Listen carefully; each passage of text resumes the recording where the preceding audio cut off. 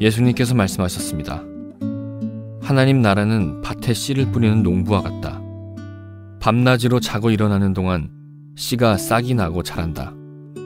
사람은 그것이 어떻게 자라는지를 알지 못한다. 땅은 저절로 열매를 맺게 한다.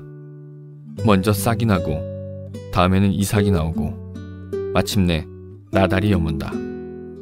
곡식이 익으면 농부가 와서 낫으로 그것을 거두어들인다. 그것은 추수 때가 되었기 때문이다. 예수님께서 말씀하셨습니다.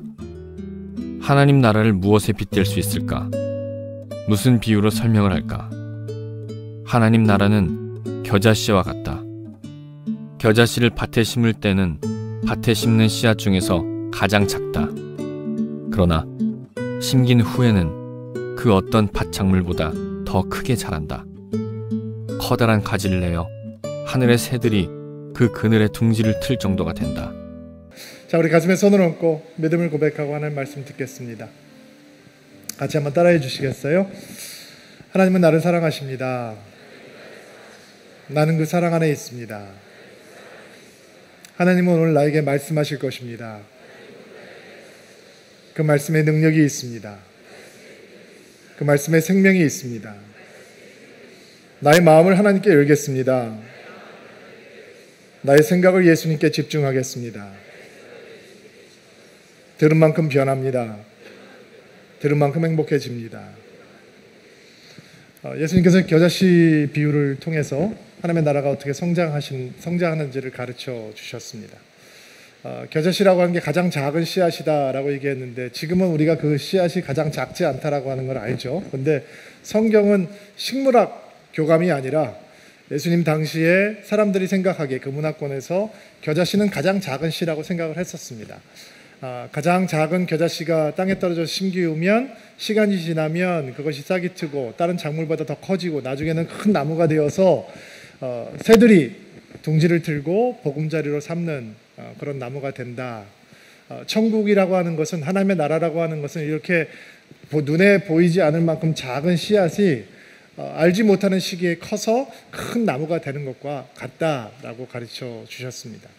저희는 오늘 그 말씀을 통해서 우리의 믿음이 어떻게 성장하는가, 그 성장 원리에 대해서 조금 생각해 보면서 12월 마지막 주에 말씀을 나눠보려고 합니다. 여러분, 예수님의 삶을 한번 생각해 보시길 바랍니다. 어디를 보아도 임프레시브한 그런 감동받을 만한 요소가 없이 그분의 삶은 시작이 되었습니다. 나사렛의 어느 날 가은한 소녀의 어린 소녀의 몸을 통해서 이 땅에 오셨고, 또 그분도 평생 나사렛에서 가난한 목수 생활을 하셨습니다. 당시 20세가 되기 전에 대부분 사람들이 결혼을 했는데 예수님께서 공생활을 시작하신 것이 30대였으니까 왜 예수님께서는 결혼 안 하셨을까? 그 이유에 대해서 신약과 그 당시의 문화를 연구했던 많은 학자들은 예수님께서는 어렸을 때부터 동생들의 그리고 어머니의 생계를 책임져야 하는 일을 했기 때문에 아마 그대 근동아시아 지역에서 있었던 결혼 지참금을 준비할 수 있는 여건이 안 돼서 아마 결혼을 안 했을 것이다 라고 생각을 하기도 합니다. 몹시 가난하게 사셨다는 것이죠. 그분의 사역을 시작한 다음에도 사역의 대부분은 가난한 갈릴리 마을, 대부분의 작은 마을 속에서 이루어졌습니다.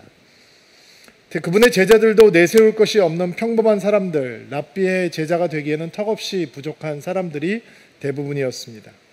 예수님 주위에 많은 사람들이 모여들었지만 우리는 그 사람들이 대부분 다 아픈 사람들, 소외된 사람들, 번듯하게 뭔가 자랑할 것이 없는 사람이었다라고 하는 것을 잘 알고 있었습니다. 죄인과 세리들, 여인들과 아이들, 당시 다 소외계층 사람들이었다 생각하면 됩니다. 그분은 군사적인 혁명을 일으키거나 정치적인 선동을 통해서 권력을 잡으려고 하지 않으시고 오히려 예루살렘에 입성하신 다음에는 힘없이 십자가에서 죽으셨습니다. 복된 소식을 전하면서 하나님의 나라를 꿈꾸던 그분이 그렇게 십자가에서 여느 흉악범들과 다름없이 죽어갔다. 그 죽음은 어떤 성과도 없어 보입니다. 그러나 여러분 한번 보십시오.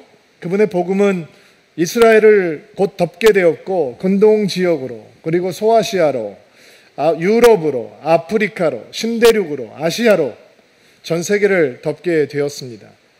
무식쟁이 제자들이 세상을 복음으로 가득하게 되었고, 예수 그리스도라고 하는 작은 겨자씨는 하나님의 사랑으로 온 세상을 덮어버리는 거대한 생명의 숲이 되었습니다. 우리가 얘기하고 있는 이 겨자씨, 예수님이야말로 하나님의 나라를 성장시켰던 최고의 겨자씨였습니다. 그러면 예수님이라고 하는 겨자씨가 어떻게 거대한 나무가 되는 것이냐? 요한복음 12장 24절 말씀에 보면 예수님께서 씨앗에 대해서 이렇게 말씀하시는 부분이 나옵니다. 내가 너희에게 진리를 말한다. 미랄이 땅에 떨어져 죽지 않으면 한 알 그대로 있지만 죽으면 많은 열매를 맺는 법이다. 예수님이라고 하는 미랄, 예수님이라고 하는 겨자씨, 그것이 어떻게 왕성한 열매를 맺는 거대한 나무가 될 수 있는가? 미랄이 땅에 떨어져, 씨앗이 땅에 떨어져 죽으니까 많은 열매를 맺게 되었다라고 하는 것 속에 그 비밀이 감추어져 있습니다. 겨자씨가 큰 나무가 되기 위해서는 땅 속에 떨어진 다음 씨앗이 먼저 죽어야 된다라고 하는 거죠. 성장은 먼저 죽음을 요구한다라는 것입니다. 성장하기 위해서 죽음을 먼저 경험해야 한다라고 하는 것은 참으로 큰 역설입니다. 그러나 예수님의 말씀처럼 너무 억울해서 죽지 않고 그냥 굴러다니고 있으면 생명의 장제력만 가지고 있는 씨앗이 될 뿐이고 거기에 싹도 트지 않고 뿌리도 내릴 수 없고 자라서 나무도 될 수 없다라는 것입니다. 여기에 우리가 오늘 기억해야 되는 첫 번째 영적인 성장의 원리가 숨겨져 있습니다. 영적인 성장은 죽음으로 시작된다라는 것입니다. 이게 진짜 옥시모론이죠. 정말 역설적인 사실입니다. 예수님께서 나를 위해서 죽으신 것처럼, 예수님께서 이 땅에 떨어져서 죽으신 것처럼, 그래서 엄청난 복음의 열매가 맺힐 수 있었던 것처럼 여러분과 제가 영적으로 조금이라도 성장하기 원한다면 우리는 우리의 자아, 육신의 자아를 향해서 사형을 선포하고 그 자아가 죽는 것으로부터 출발해야 한다라는 것입니다. 왜냐하면 영적인 성장과 나의 자아의 생존은 함께 갈 수 없기 때문입니다. 좀 세죠? 근데 제 말이 아니라 성경의 말씀이니까. 그럼 성경 몇 군데를 좀 찾아봅시다. 성경은 과연 거기에 대해서 뭐라고 설명을 하고 있는지 고린도후서 4장 10절부터 11절 말씀 같이 읽어주실래요? 시작. 우리는 예수님의 생명이 우리 몸에 나타나도록 하기 위해 항상 예수님의 죽으심을 우리 몸에 짊어지고 다닙니다. 항상 예수님의 죽으심을 우리 몸에 짊어지고 다닙니다. 그게 무슨 뜻인지 생각해 보셔야 돼요. 계속해서 읽읍시다. 예수님의 생명이 죽을 우리 몸에 나타나도록 하기 위해 우리는 살아있지만 예수님을 위해 항상 몸을 죽음에 내어 맡기고 있습니다. 내 몸을, 내 육신의 자아를, 이 못된 자아를 항상 죽음에 내어 맡기고 있습니다 라고 사도 바울이 얘기하고 있어요. 고린도서 15장 31절 읽어주세요. 시작. 내가 그리스도 예수 우리 주 안에서 가진 바 너희에 대한 나의 자랑을 두고 단언하노니 나는 날마다 죽노라. 나는 날마다 죽노라. 골로새서 3장 5절 말씀. 그러므로 땅에 있는 지체를 죽이라. 곧 음란과 부정과 사욕과 악한 정욕과 탐심이니 탐심은 우상 숭배니라. 땅에 있는 지체, 나의 육신의 자아, 그 못된 자아를 죽이라. 갈라디아서 5장 24절 말씀 또 읽어볼게요. 그리스도 예수께 속한 사람은 자기 육체를 정욕과 욕망과 함께 십자가에 못 박았습니다. 너희 육체를, 너의 자아를 십자가에 못 박으라. 로마서 6장 6절부터 7절 말씀 읽어주세요. 우리는 우리의 옛사람이 그리스도와 함께 십자가에 못 박혀 죄의 몸이 무력하게 되었으므로 우리가 더 이상 죄의 노예가 되지 않는다는 것을 압니다. 그것은 죽은 사람은 죄의 세력에서 해방되었기 때문입니다. 우리 옛사람이 그리스도와 함께 십자가에 못 박혀. 그러니까 성경은 우리의 자아에 대해서, 우리 육신의 자아에 대해서 어떤 메시지를 가고 있는지 흔들리지 않고 컨시스턴하게 클리어합니다. 죽는 길이 사는 길이라는 것입니다. 일단 아멘으로 받으시기 바랍니다. 우리가 성장을 원하면 어떻게 시작을 해야 되느냐? 우리의 육신의 자아를 부인하고 십자가에 그것을 못 박는 것으로 시작해야 된다는 거죠. 주님을 알아가기 원하는 사람, 복음대로 살아가기를 원하는 사람, 그리고 주님을 온전히 사랑하기 원하는 사람들은 그 출발이 내 노력과 의지가 아니라 예수께서 말씀하신 것처럼 내 자신을 부인하고 내 자신의 자아를 십자가에 못 박고 그 내 자아를 향해서 사형을 선포함으로 우리의 영적인 삶은 시작이 되고 우리의 영적인 성장은 시작이 된다라는 것입니다.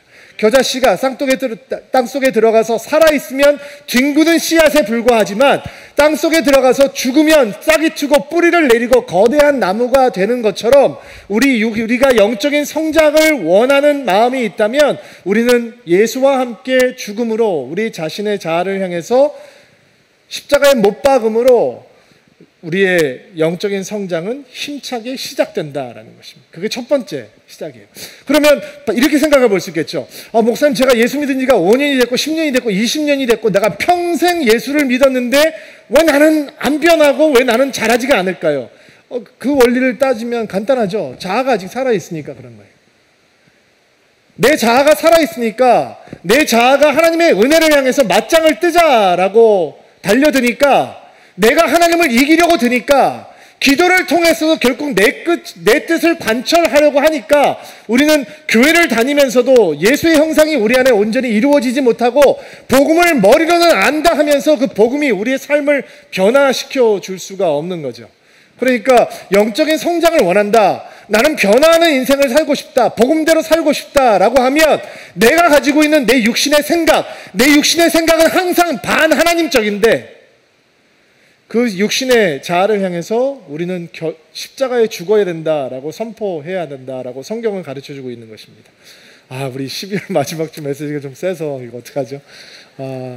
저를 향한 메시지다라는 생각이 들어요. 자, 두 번째 영적인 성장의 원리는, 첫 번째 영적인 성장의 원리는 자아가 죽는 것이다. 죽음으로 시작한다. 두 번째 원리는 영적인 성장은 언제나 작은 것에서 큰 것으로 이어진다라는 거예요. 위대한 영적인 사건의 시작은 작고 초라하다. 그러나 그 미약한 시작을 하찮게 여기면 안 됩니다. 미약하고 작고 초라한 시작을 통해서 엄청난 역사들이 나타나고 엄청난 성장이 이루어지는 것입니다. 여러분, 큰 겨자나무를 보기 원하면서 작은 씨앗을 땅에다 심는 행동만큼 이 무모한 행동이 없어 보입니다. 그렇잖아요. 큰 나무를 보기 원하면 뭔가 큰 거를 심어야 될 것 같은데 작은 씨앗을 하나 심어 놓으면서 그게 언젠가는 큰 나무가 될 거다라고 기대하는 것 자체가 이거 너무 이상한 생각같이 느껴질 수 있습니다. 그러나 예수님의 시작도 그렇게 작고 미약하고 초라했고 제자들의 시작도 작고 미약하고 초라했고 초대교회의 시작도 작고 미약하고 초라했습니다.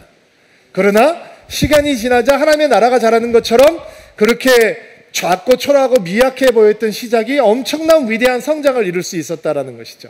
2010년 G20 대회에서 한국을 소개하는 영상을 정부에서 만들었는데 너무 예상외로 첫 번째 슬라이드가 이런 외국인의 관찰을 첫 번째 슬라이드로 소개했습니다. 1894년을 시작으로 한국을 당시 4번 방문했던 영국의 여행가이자 지리학자였던 이사벨라 버드 비숍이라고 하는 여자가 한국과 그 이웃들이라고 하는 책을 썼는데 그 책에서 짧은 구절을 하나 선택을 해서 한국을 소개하는 첫 번째 슬라이드로 사용을 했습니다. 이런 내용입니다. 나는 한국에 있을 때 그들이 세계에서 가장 열등한 민족이 아닌가 의심했고 그들의 상황을 가망 없는 것으로 여겼다. 19세기 말에 한국을 찾아왔던 외국인들의 눈에 우리가 어떻게 비쳤냐면 이들이 가장 열등한 민족처럼 보여졌고 그들의 상황은 절망으로 느껴졌다라는 것이죠. 위대한 대한민국의 성장, 그렇게 작고 미약하고 초라했습니다. 교회를 다니면서 나는 절대로 은혜 체험을 안 할란다. 나는 교회는 다녀주지만 나는 하나님 만날 생각이 없다. 이런 생각을 하면서 교회를 다니는 분들은 아마 없을 겁니다. 이런저런 이유로 교회에 와서 예배를 드리면 아마 누구나 마음속에 크기의 차이는 있겠지만 하나님을 체험하고 싶은 소망이 분명히 있을 것입니다. 그래서 성경 공부도 해보고 예배도 드려보고 훈련도 하고 기도도 해봅니다. 그리고 시간을 지나면서 간혹 이런 생각을 갖게 됩니다. 이런 작고 미약하고 초라한 노력으로 내가 하나님을 제대로 알아갈 수 있을까? 우리는 1시간 동안 온전히 주님 앞에 집중하지 못하거든요. 찬양을 할 때도 딴 생각을 하고, 말씀을 들을 때는 물론 딴 생각하고, 그리고 끝날 때쯤 되면은 점심 먹을 생각에 반짝 깨고, 뭐 이런 경우가 있잖아요. 물론 마음이 갈급해질 때가 있죠. 마음이 갈급해져서 오면 또 그때는 목사님들이 살짝 죽을 쓰기도 하고, 이게 막 엇박자가 나기도 하고, 이런 상황이 발생하기도 하잖아요. 그리고 내가 이렇게 해서 주님을 온전히 알아갈 수 있을까? 내 노력이 매우 작고 미약하고 초라한 출발 같다라고 생각이 들 수도 있습니다. 그러나 낙심하지 마십시오. 좌절하지 마십시오. 한숨 짓고 실망하지 마십시오. 여기에는 누군가의 신앙을 돌봐줘야 되는 분들이 있습니다. 아내가 신앙이 더 좋다면 남편의 신앙을 돌봐줘야 되고, 부모가 더 신앙이 좋다면 아이들의 신앙을 더 돌봐줘야 되고, 셀장님이라면 셀원들의 신앙을 돌봐줘야 되고, 리더라면 팔로들의 신앙을 돌봐줘야 될 수 있습니다. 우리가 누군가의 신앙을 도와줘야 되는 위치라면 그들의 노력이나 그들의 어떤 마음이 우리 마음속에 안 차올 때가 있습니다. 저는 선교단체 출신이거든요. 아주 강하게 훈련시키는 선교단체 출신이라서 선교단체에서 훈련을 받고 교회 청년부에 들어가니까 이게 무슨 놀이터 같은 거예요. 뭐 이렇게 예수를 믿나? 아니, 이 사람들은 내가 만난 예수 믿는 거 아닌가? 내가 이해하고 있는 십자가 믿는 사람들 아닌가? 어떻게 이렇게 예수를 믿으면서 구원을 받았다고 생각할 수 있지? 막 이렇게 정죄하는 마음이 들더라고요. 그런데 여러분, 그렇지 않습니다. 우리 성도들 마음 가운데 있는, 여러분 마음 가운데 있는 작고 미약한 출발에서 영적인 성장은 출발할 수 있는 것입니다. 위대한 영적인 성장은 언제나 작고 초라하고 미약하게 시작된다라고 하는 걸 기억하셔야 합니다. 서울드림교회의 시작은 신목사와 저의 헌신이었습니다. 두 사람. 저쪽에 4식구, 저는 5식구. 조금 시간이 지나니까 부목사님 2분이 붙었어요. 한 분은 2식구, 한 분은 3식구. 조금 지나니까 청년들이 몇 명이 또 모여 있어요. 우리의 시작은 그렇게 작고 초라하고 미약했습니다. 첫 새벽기도, 외국인들이 다니는 교회를 빌려서 4번 토요일 날 새벽기도를 드렸습니다. 돈 주고 빌리려고 했는데 돈 없는 개척교회한테는 돈을 안 받겠다고 그래서 공짜로 빌렸었습니다.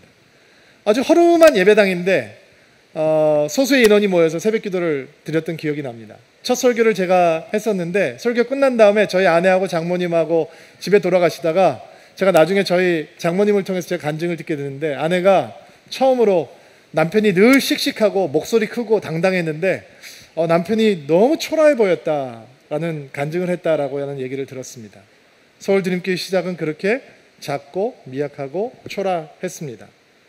저희 아이들의 첫 주일학교, 미취학 아동부터 6학년까지 모아놨더니 7명인가 8명인가 이렇게 됐던 기억이 나요. 우리들의 시작은 그렇게 작고 초라했었습니다. 서울드림과 받았던 첫 번째 헌금 6,000원이었습니다. 쿠키를 6만 원어치 판 어떤 교포 자매가 저희 교회가 지금 개척 준비를 한다라고 하는 얘기를 듣고 이 11조를 잘 보관해 놨다가 그 교회가 시작되면 드려야지라고 하면서 저한테 너무 흥분해서 얘기를 하는 거예요. 저는 그때 만감이 교차하더라고요. 아무것도 없는 교책교회가 하나님께서 우리에게 첫 번째 보내주신 이 열매는 6,000원의 11조였습니다. 우리의 시작은 그렇게 작고 미약하고 초라했습니다.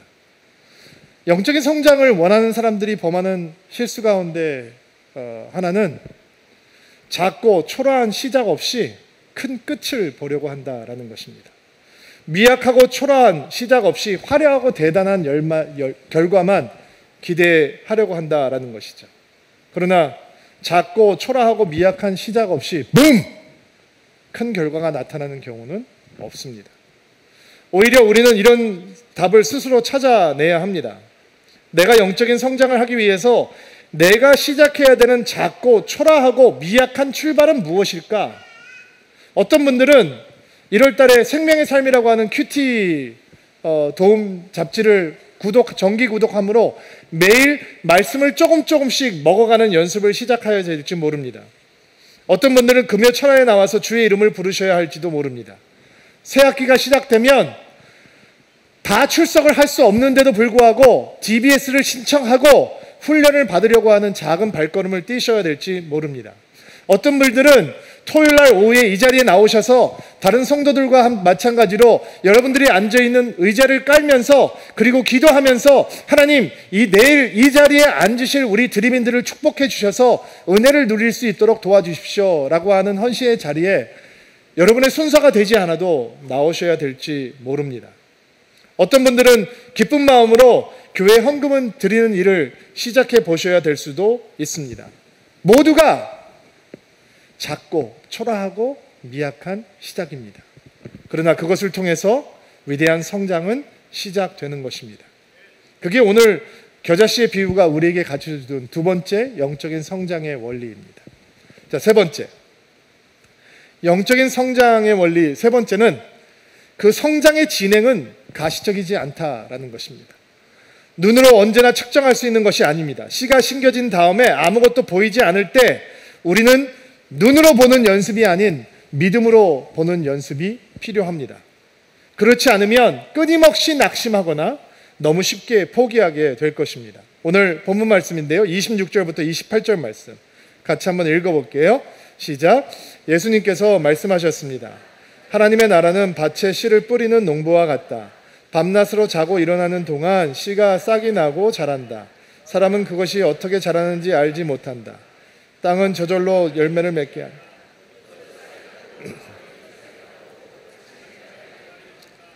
그렇잖아요. 땅을 심어놓으면 안 보이잖아요. 자라고 있는 건지 어떻게 되고 있는 건지 잘 보이지 않아요. 영적인 성장 가운데서 가장 감당하기 버거운 부분은 그 성장하고 있는 과정이 잘 안 보인다는, 느껴지지 않는다는 거예요. 그래서 너무 쉽게 포기하게 되기도 하고 좌절하기도 돼요. 저는 성경 공부 같이 했던 어떤 자매님이 생각이 나요. 예수님 잘 모르는 자매는 성경 공부를 같이 하게 됐어요. 그리고 제가 복음서를 가르치는데 못 알아듣는 게 대부분이죠. 그런데 전에 들은 얘기가 이런 얘기가 있어요. 자기가 이렇게 성경 공부까지 하는데 안 다니던 교회도 해보고 다녀보고 안 해보던 성경 공부까지 하고 있는데 한 1년 정도 내가 하나님한테 시간을 드릴 텐데 그 1년 가운데 뭔가 대단한 일이 벌어지지 않으면 자기는 뭐 교회 다닐 마음 이제 접어나겠다라는 생각을 했다는 거예요. 마음이 안타까웠어요. 여러분 1년, 2년이라는 시간이 긴 시간인가요? 제가 여러분들에게 운동을 가르친다면 1년 안에 여러분 그거 마스터할 수 있나요? 제가 여러분들에게 피아노를 가르친다면 1년 안에 훌륭한 연주자가 될 수 있나요? 내가 여러분들에게 1년 동안 기타를 가르친다면 여기 와서 여러분 연주할 수 있을까요? 음치들, 내가 여러분들에게 1년 동안, 저는 노래를 가르칠 수 있는 상황은 안 되지만 우리 성가사님이 여러분에게 1년 동안 노래를 시킨다면 1년 안에 여러분들은 솔로를 할 수 있을까요? 여러분들이 이렇게 좋아하는 골프라고 하는 운동을 1년 동안 집중해서 한다면 여러분 필드 나가서 제대로 치실 수 있을까요? 목사가 골프 얘기해서 죄송합니다. 할 수 있을까요? 근데 왜? 세상에서 살아가는 것은 훨씬 더 간단하고 쉬운데도 불구하고 오랫동안 훈련해야 된다라고 하는 것을 알면서 왜? 눈에 보이지 않는 하나님, 수천 년 동안 기록되었던 성경 한 권, 그것을 제대로 알고 배우고 먹고 소화하고 주님 앞에 헌신을 하는 삶은 단시간에 이루어질 수 있다고 생각하는 거죠. 일주일에 1시간, 일주일에 3시간, 일주일에 5시간 넣어봤자 다른 것을 가서 배운다면 오랫동안 해도 결과가 안 나타날 것을 뻔히 알면서도 불구하고 왜 영적인 일에 대해서는 그렇게 은혜 한탕주의로 가득 차 있죠? 그렇게 되지 않는다는 거예요. 그래서 영적인 성장을 도모하는 사람들이 가장 쉽게 경험하는 좌절은 내 성장하는 모습이 눈에 잘 드러나지 않는다는 거예요. 그래서 우리는 한국 사람이니까 이렇게 기도하죠. 하나님 속전속결로 빨리 노력할 테니까 그냥 팍팍팍. 근데 안 돼요. 잘 안 돼요. 저는 목회를 하면서 기억에 남는 사람들이 몇 명 있는데 시애틀에 있을 때 젊은 형제가 하나 저희 교회를 동부에서 이사와서 오게 됐는데 예수 안 믿는 사람이에요. 근데 저를 너무 좋아했어요. 저를 너무 좋아해서 한 달에 한두 번씩 점심을 먹으면서 제가 이제 믿음을 가르치고 신앙을 가르치는 거죠. 그때 그 형제와 함께 C.S. 루이스 책을 참 많이 읽었던 것 같아요. C.S. 루이스 책을 많이 읽으면서 믿음에 대해서 얘기하고 질문하고 답하고, 그리고 저는 그 런치를 먹고 끝날 때 항상 이렇게 얘기를 했었어요. 형제님, 오늘 나와 함께 예수 그리스도를 당신의 구주로 고백할 수 있는 마음의 준비가 되었습니까? 그러면 그 형제가 웃으면서 얘기해요. 목사님, 제가 아직 준비가 안 된 것 같습니다. That's okay. Next month. 다음에. 항상 그렇게 했어요. 그런데 제가 몇 년 동안 이 형제를 만나면서 끝까지 예수님을 영접하겠다라고 고백하지 않았어요. 눈에 안 보이는 거, 잘하는 게. 마음이 너무 답답하더라고요. 또 다른 형제는 너무 잠재력이 많은 젊은 형제였어요. 저하고 동갑 형제였는데 제가 이 형제를 양육하기 위해서 40마일이면 몇 킬로냐면 64킬로? 64킬로 정도 돼요. 새벽 6시 반에 이 형제를 만나기 위해서 제가 고속도로를 1시간을 달려서 아침에 만나서 이제 양육을 하는 거예요. 너무 싫은 거죠, 이 형제는. 아침에 6시 반에 일어나기도 싫고, 목사와 1대1로 만나가지고 성경을 얘기하는 것도 싫고, 내가 계속 질문을 던지니까 그 질문에 답을 해야 되는 것도 너무 싫고, 그러니까 만날 때마다 이런 얘기를 하는 거예요. 목사님 의도는 알겠는데 제가 신앙생활 열심히 하겠습니다. 그러니까 이제 토요일날 안 만나도 됩니다. 제가 몇 년을 만났어요. 눈에 안 보이는 거예요. 이게 사람이 잘하는지 안 잘하는지. 이게 힘들어요. 근데 시간이 지났어요. 제가 한국에 나와서 목회를 하고 그 형제와 컨택이 끊어졌는데 어느 날 저한테 이메일이 날라왔어요. 이메일 내용은 드디어 40대가 되어서 이제 결혼을 하게 됐는데, 결혼을 누가 주례를 해주면 좋을까라고 생각을 했을 때 나에게 예수 그리스도를 주었던 분에게 주례를 부탁해야 되겠다라고. 이게 무슨 얘기예요? 예수 믿게 됐다, 안 믿게 됐다? 믿게 됐다. 그리고 결혼이라고 하는 가장 소중한 순간, 누구와 함께 하고 싶으냐? 나에게 예수님을 믿게 해준 얼굴 긴 목사하고 함께 해야 되겠다라고 생각을 했다는 거예요. 그러면 그 6시 반에 나와 만나기 싫어했던 분, 내 눈에는 보이지 않았어요? 성장하는지 안 성장하는지 눈에 전혀 안 보이더라고요. 저도 짜증이 많이 났었어요. 그런데 그분은 어떻게 됐느냐? 장로 됐어요. 제가 이전에 섬기던 교회 장로가 되어서 지금은 목사를 가장 사랑하는, 교회를 가장 충성스럽게 섬기는, 언제든지 만나면 기뻐 교제할 수 있는 장로가 되었어요. 딸이 인권 변호사가 되기 위해서 로스쿨을 갔어요. 자기는 돈 버는 변호사 되기 싫고 인권 변호사가 되고 싶다. 근데 아빠가 그 일을 향해서 박수를 치고 축복해 줘요. 복음이 변하게 되는 거죠. 자, 여러분들에게 물어볼게요. 여러분이 성장하는 게 눈에 보이나요? 안 보여요. 여러분은 제가 성장하는 게 눈에 보이십니까? 답하지 마세요. 제가 진짜 좋은 목사가 되고 싶어요.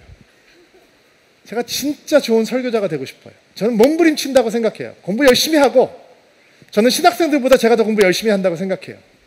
근데 눈에 안 보여요. 눈에 보였으면 좋겠는데. 내가 성장하는 게 가시적이면 내가 좀 견디겠는데 눈에 보이지 않아요. 30대 땐 40대가 되면 될 거라고 생각했어요. 40대 땐 50대가 되면 될 거라고 생각했어요. 근데 안 보여요. 만족스럽지 않아요. 어떻게 해야 되는 거예요, 여러분? 포기하나요? 좌절하나요? 실망하고 어느 사람들처럼 소용없어 라고 얘기하나요? 그냥 교회는 다니는 거야. 그렇게 성장하려고 해. 이렇게 하고 그냥 지레 포기해야 되는 건가요? 그렇지 않죠. 성경은 우리에게 눈에 보이지 않을 땐 눈으로 보는 게 아니라 믿음으로 보는 것이다 가르쳐 줍니다. 고린도후서 5장 7절 말씀 한번 읽어주시겠어요?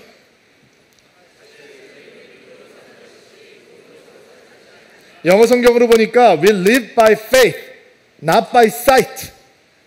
눈으로 보는 것으로 살지 않고 믿음으로 살아간다라는 것이죠. 눈에 안 보일 땐 눈을 감아야 되는 거죠. 눈으로 생각하고 보는 것으로 판단할 수 없다면 그럼 우리는 눈을 감고 판단하고 눈을 감고 생각하고 성령께서 우리에게 보게 해주는 것을 기도를 통해서 봐야 되는 거예요. 그러면 보이는 거예요. 저희 교회가 교회가 교회 되게 하는데 가장 중요한 요소 중에 하나가 셀이에요. 공동체. 공동체를 성도들에게 경험하게 해주고 싶은 게 저희 교회가 개척된 의도니까 우리가 공동체를 어떻게 하면 경험할 수 있을까? 그래서 저희는 셀을 하는 거죠. 근데 교회를 시작하면서 제일 힘든 게 셀이더라고요. 그건 우리가 해낼 수 있는 게 아니니까. 성도들이 함께 만들어가야 되는 거예요. 시간도 오래 걸리고, 그리고 셀을 생각할 때마다 우리가 제대로 하고 있나? 우리 셀장님들이 제대로 하고 계신 건가? 우리 성도들이 셀을 통해서 정말로 예수 그리스도의 공동체, 사랑, 섬김, 기도, 중보 이런 교제를 느끼고 있는 건가? 경험하고 있는 건가? 이게 생각하면 생각할수록, 눈을 크게 뜨면 부릅뜰수록 이게 마음에 확신이 되지가 않더라고요. 근데 안 보이면 어떻게 해야 된다고요? 믿음으로 봐야 되는 거예요. 2017년 우리 셀장님들에게 감사를 드리는 셀장 블레싱에서 어느 한 성도님 한 분이 셀장님에게 감사하는 간증을 나누었어요. 그러나 어떤 셀에서 어떤 일들이 이루어지고 있는지는 그 간증문을 통해서 충분히 여러분들도 감지하실 수 있을 것 같아요. 제가 한번 그 셀원의 간증을 한번 읽어 드릴게요. 저와 저희 아내는 올해 초에 처음으로 서울 드림교회에 발을 들이게 되었습니다. 제가 9년 넘게 헌신하고 섬기는 교회는 영어로 예배를 드리는 교회였습니다. 결혼 후 아내가 2년 반 동안 적응하려고 노력했지만 결국 저희는 새로운 예배의 처소를 찾게 되었습니다. 그러던 와중에 지인들의 추천으로 서울 드림교회에 오게 되었습니다. 교회를 찾는 데 있어서 저희가 기도했던 것은 하나님의 함께하심이 느껴지고 예수님께서 진정으로 경배받으시는 곳이었습니다. 또한 사랑이 넘치는 공동체에 속하는 것이었습니다. 저희가 교회 예배당에 처음 들어갔을 때 벌써 찬양이 흘러나오고 있었고, 저도 모르게 이곳에서는 정말 하나님이 함께하시고 경배받으신다는 감동을 받게 되었습니다. 그런데 마침 그날 교회에서 체험셀이라고 하는 프로그램에 대해서 알게 되었습니다. 그래서 저희는 바로 신청했고 셀에 배정받게 되었습니다. 저희에겐 하나님의 인도하심이었습니다. 셀에 처음 들어갔을 때 인상 깊었던 것은 엄청 동안이시지만 연배 있으신 셀장님, 셀모님께서 셀을 이끌어 주신다는 것과 다양한 연령대의 부부들이 있었다는 게 특징이었습니다. 그리고 다양한 삶의 길을 걷고 계시는 분들에게서 많은 것들을 배울 수 있는 좋은 환경이라는 생각이 들어서 감사했습니다. 하지만 무엇보다도 셀장님 사랑이 그 그룹 안에 넘쳐 흐르고 있는 것을 바로 느낄 수 있었습니다. 저희는 몇 주간의 셀 체험을 통해서 저희가 정착할 교회가 바로 여기라는 확신이 들었고, 벌써 저희는 1년이라는 시간을 이 교회에서 함께 하고 있습니다. 셀장님 리더십 하에 여수 아우리치, 독수리 드림교회 봉사, 교회 세팅, 성경 통독방 등 한 해 동안 저희 부부에게는 정말 소중하고 아름다운 시간들을 셀과 함께 할 수 있었습니다. 그러면서 또한 저희에게 주신 관심과 사랑은 너무나도 소중하고 아름다웠습니다. 한 해를 보내면서 저에게 가장 인상 깊었던 일은 얼마 전 셀 송년 모임에 있었던 저희 셀장님과 연령대가 비슷한 한 남자 집사님의 간증이었습니다. 집사님의 간증 내용은 수십 년간 가부장적으로 살아오시면서 집사님과 아내 그리고 자녀들과의 관계가 회복이 어려울 정도로 많이 틀어진 상태를 하나님께서 지난 2년 동안 만져주시면서 회복하게 된 내용이었습니다. 그리고 그분의 표정이 지난 1년 동안 너무 많이 변한 게 그날따라 더 눈에 띄게 들어왔습니다. 그러면서 그분이 저희 셀장님에 대해서 이렇게 얘기하셨습니다. 셀장님을 처음 배웠을 때 아니 어떻게 저런 사람이 있을 수 있지? 라는 생각을 하셨다고 합니다. 그리고 지금은 나이가 비슷함에도 불구하고 셀장님은 본인의 신앙의 멘토처럼 바라보신다고 말씀하셨습니다. 저희 아내는 그 집사님의 모습을 보면서 절대 바뀌지 않을 거라고 생각했던 아버지에 대한 희망을 다시 갖게 되었습니다. 그리고 본인의 삶을 통해 희망을 주시는 그 집사님의 가정에 대해서도 감사하게 되었습니다. 저는 집사님의 모습을 보면서 또 다른 생각을 해보았습니다. 집사님 뒤에는 지난 2년 동안 격려하고 사랑으로 인도하신 셀장님 부부가 계셨고, 셀장님은 롤 모델로서 이분에게 정말 많은 영향을 주셨구나라는 생각을 하게 되었습니다. 그러면서 생각한 게 저희 셀장님은 예수님의 사랑으로 셀원들을 감동을 주셨고, 그 사랑은 자연스럽게 셀원들을 통해서 더 많은 가정들이 회복되고 치유되겠구나라고 하는 생각이 들었습니다. 그리고 우리도 자연스럽게 다른 사람들이 바라볼 때 아니 어떻게 저런 사람이 있을 수 있지라고 감탄을 불러올 수 있는 사람들이 되어 가겠구나라고 하는 생각도 해보았습니다. 그런 셀장님을 위해서 기도할 때 저에게 성경 말씀이 떠올랐습니다. 예수님께서 세상에 있는 자기 사람들을 사랑하시되 끝까지 사랑하시느니라 라고 하는 요한복음 13장 1절의 말씀이었습니다. 그리고 예수님처럼 정말 진심으로 사랑하시는 셀장님에 대해 다시 한번 감사드리게 되었습니다. 이렇게 사랑을 보여주시고 감동을 주신 분들과 함께 할 수 있어서 너무 감사한 한 해였습니다. 그리고 앞날들이 너무 기대됩니다. 눈을 뜨고 바라보면 안 보인단 말이에요. 잘 안 보여요. 그러니까 불평하고 비난하고 냉소적으로 변하고 소용없다고 얘기하고 절망적으로 변하는 거예요. 근데 눈으로 볼 수 없는 건 뭐로 보는 것이다? 믿음으로 보는 거예요. 기도를 통해서 보는 거예요. 성령을 통해서 보는 거예요. 그러면 믿음으로 보면 하나님께서 하고 있는 일들이 보이는 거죠. 우리 셀들을 하나님께서 성장시켜주고 계셨고 그 성장이 눈에 보이지 않아서 답답했는데도 불구하고 하나님께서는 셀 가운데 역사하시고 만들어주고 계셨다라는 것입니다. 여러분들 배우자들이 믿음으로 성장했으면 좋겠죠? 살짝 분명히 아내하고 남편하고 같이 아멘한 것 같아요. 근데 잘 안 보여요. 그러니까 눈으로 보지 말고 믿음으로 봐야 되는 거예요. 여러분, 저희 목회자들이 좀 성장했으면 좋겠죠? 아멘. 저도 여러분들이 성장했으면 좋겠어요. 근데 잘 안 보여요. 그러니까 눈을 감고 봐야 하는 거예요. 그러면 하나님께서 우리를 통해서 일을 하고 계시는 게 보인단 말이에요. 사도 바울이 이런 말씀을 했어요. 내 안에 선한 일을 시작하신 분께서 그 일을 마치실 것이다. 여러분 안에서 선한 일을 시작하신 그분께서 그 일을 마치실 것이라고 하는 확신을 가질 수 있는 은혜가 있게 되기를 바랍니다. 여러분, 저의 어떤 모습에도 여러분은 실망하시면 안 됩니다. 여러분의 어떤 모습도 저를 실망시킬 수 없습니다. 왜냐하면 그 성장은 예수께서 주도하시는 것입니다. 예수께서 실망하지 않고 그 일을 주도하고 계시는데 왜 우리가 조바심을 내고 서로를 판단하고 서로 때문에 실망하고 좌절하겠습니까? 기다리면 되는 것입니다. 믿음으로 기다리면 되는 것입니다. 믿음으로 서로를 바라보면 되는 것입니다. 눈에 보이지 않아도 성장이 이루어지고 있지 않는 것이 아니고 눈에 보이지 않아도 주께서 우리 가운데 그 성장을 선하게 이루어가고 계신다는 것입니다. 이것이 영적인 성장의 세 번째 원리. 마지막으로 영적인 성장의 원리. 영적인 성장의 진정한 축복은 혼자만 누리는 은혜가 아니고 언제나 그 결과는 나를 통해서 바깥으로 흘러간다라는 것입니다. 영적인 성장은 저수지가 되는 은혜가 아니라 통로가 되는 은혜이다 라고 하는 것을 기억할 수 있게 되기를 바랍니다. 32절 말씀 한번 볼게요. 31절부터 보죠. 31절부터 32절 말씀 같이 한번 읽어주세요. 시작. 겨자씨와 같다. 겨자씨를 밭에 심을 때는 밭에 심는 씨앗 가운데 가장 작다. 그러나 심긴 후에는 그 어떤 작물보다 더 크게 자란다. 커다란 가지를 내어 하늘의 새들이 그 둥지를 들 정도가 된다. 자, 겨자씨가 나무가 되는 것으로 그 성장이 멈추지 않죠. 어떻게 보면 자신과 전혀 상관없이 새들이 둥지를 들고 보금자리를 만드는 데까지 그 성장이 이어진다라는 거예요. 영적인 성장을 나만을 위한 것이다, 자신만을 위한 것이다 라고 생각하기가 쉬운데 절대로 그렇지 않습니다. 내가 성장하면 누군가 그 혜택을 누리게 되어 있습니다. 목사가 성장하면 성도가 혜택을 누리게 되는 것이고, 남편이 성장하면 아내와 자녀들이 그 혜택을 누리게 되겠죠. 아내가 성장하면 그 가족과 그리고 시부모님들에게까지 그 혜택이 퍼지게 되어 있습니다. 직장인이 영적인 성장을 하면 그 회사가 영적인 축복을 받게 되어 있고, 크리스찬들이 겨자씨가 나무가 되는 축복을 경험하게 되면 그 나라와 민족이 축복을 경험하게 되어 있습니다. 여러분, 6.25 전쟁이 끝난 1953년 우리나라 GNP 수준이 67달러였다고 합니다. 세계 최고의 극빈 국가였습니다.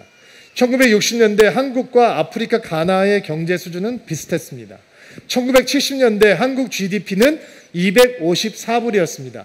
그때 만들어졌던 교회에는 주차장이 없습니다. 왜? 차 가지고 오는 크리스찬들이 없었다고 합니다. 그런데 2017년 우리나라는 세계 경제 대국이라고, 부국이라고 얘기를 만큼 10이나 11이냐 뭐 얘기하잖아요. 원조를 받는 나라에서 너무 원조 많이 안 하는데 이런 얘기하는 건 창피하지만 어쨌든 원조를 할 수 있는 나라가 되었습니다. 영적으로 더 중요한 사실은 선교사를 받는 나라에서 선교사를 보내는 나라가 되었고, 세계에서 두 번째로 많은 선교사를 파송하는 나라가 되었습니다. 성장의 축복은 절대로 개인에게 머무르지 않습니다. 흘러갑니다. 하나님께서 서울 드림교회를 참 많이 축복해 주셨습니다. 그래서 우리는 더 많이 선교하는 교회가 되기를 원합니다. 다음 달에 또 한 명의 선교사가 파송되지만 끊임없이 서울 드림교회에서 더 많은 선교사들이 열방을 향해서 퍼져나가는 교회가 되기를 원합니다. 아멘 하시기 바랍니다. 우리 교회가 더 많은 건강한 교회를 돕고 건강한 교회를 낳는 교회가 되기를 원합니다. 저희가 지금 여기에서 예배를 드리고 있기 때문에 저희 주중 예배 공간 비전센터가 비어 있잖아요. 지금 2개 교회가 들어와서 예배를 드려요. 오전에 하나, 오후에 하나. 인큐베이터가 돼서 마음껏 예배 드리고 마음껏 사용하십시오. 그리고 그들을 도우면서 더 많은 교회들을 개척하는 데 도움이 되고자 합니다. 만약에 우리의 사람들이 늘어가는 것이 목표라면 저는 오늘 성장에 대해서 설교하면서 이런 얘기를 해야 됩니다. 여러분, 사람 더 많이 모읍시다. 더 채웁시다. 1부 예배부터 7부 예배까지 꽉꽉 채웁시다. 수천 명, 수만 명 모으는 교회가 되게 합시다. 돈 모읍시다. 이렇게 얘기하면 끝나는 겁니다. 근데 그거 축복 아닙니다. 축복은 우리에게 머무르는 것이 아니라 흘러가는 것입니다. 저수지가 되는 것이 아니라 통로가 되는 것입니다. 축적이 축복이 아니라 나눔이 축복입니다. 작은 겨자씨가 죽어서 싹이 트고 뿌리가 내리고 큰 나무로 성장합니다. 그 엄청난 성장, 여러분, 그게 하나님의 꿈입니다. 하나님의 나라가 30배, 60배, 100배로 열매를 맺고 성장하는 것이 하나님의 꿈입니다. 하나님의 꿈은 여러분과 제가 시당적으로 정치하지 아니하고 날마다 하나님을 향해서 그리스도의 장성한 분량으로 성장하는 것이 꿈입니다. 하나님은 교회 오래 다닌 사람이 교회 처음 다닌 사람 더 열정적으로 더 뜨겁게 주의 말씀을 꿀보다 더 단 말처럼 먹고 소화하고 그 말씀대로 살아가고 세상에서 빛과 소금으로 살아가게 하는 것이 하나님의 꿈입니다. 하나님의 꿈은 교회가 성장하는 것입니다. 하나님의 꿈은 여러분과 제가 성장하는 것입니다. 이전보다 더 예수 그리스도를 사랑하고 그분 앞에 더 열정적으로 헌신하고 그분의 능력으로 충만해지는 것이 이 하나님의 꿈입니다. 하나님의 꿈은 우리가 멈추지 않는 것입니다. 날마다 전진하는 것입니다. 이게 하나님께서 여러분을 보실 때 가슴 설레하며 갖고 계시는 하나님의 벅찬 꿈입니다. 2017년 마지막 날을 주일 예배 드리고 계시는 여러분들, 이 하나님의 꿈이 여러분 가운데 이루어지는 놀라운 은혜가 있게 되기를 주의 이름으로 축복합니다. 아멘. 이따가 송구영신 예배 때 뵐게요. 축복합니다. 같이 일어나시겠어요? 자, 우리 가슴에 손을 얹고 안수합시다.